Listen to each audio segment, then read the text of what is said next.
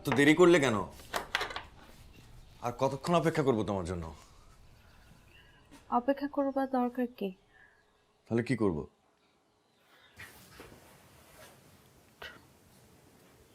চলো বিয়ে করে ফেলি।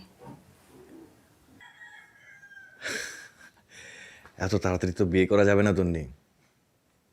জীবনে অনেক দূরে এগিয়ে যেতে হবে। টাকা পয়সা লাগবে, গাড়ি বাড়ি লাগবে, তারপর তো তোমাকে সাজিয়ে নিয়ে আসবো।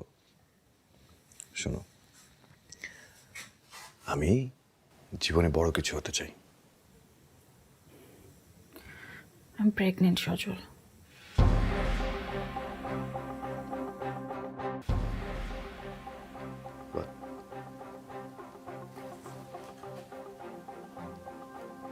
কোনো মেজার নাওনি? নিয়েছিলাম বাট ইট ডিডন্ট ওয়ার্ক।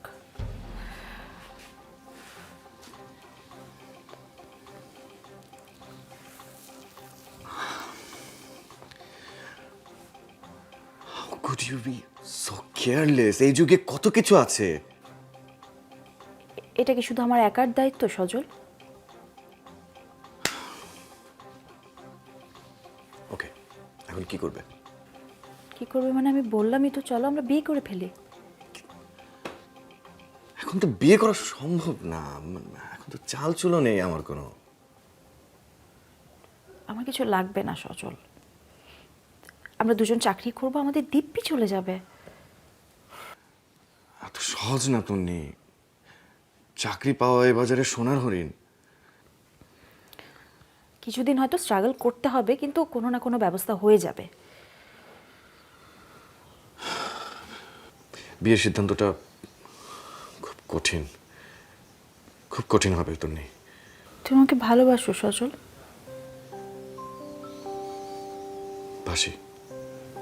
তাহলে এত দ্বিধা কিসের?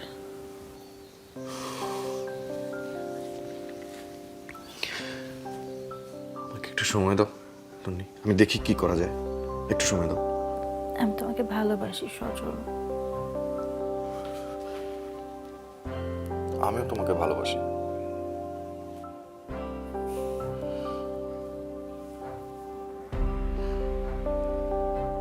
আসি।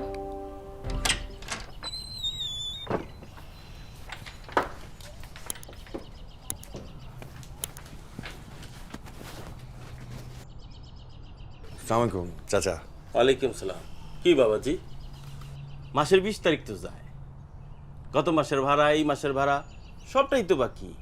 ভাড়াটা কবে দিবেন? চাচা, চাচা একটু অসুবিধা হয়েছিল তো, দু একদিনের মধ্যে দিয়ে দিব চাচা।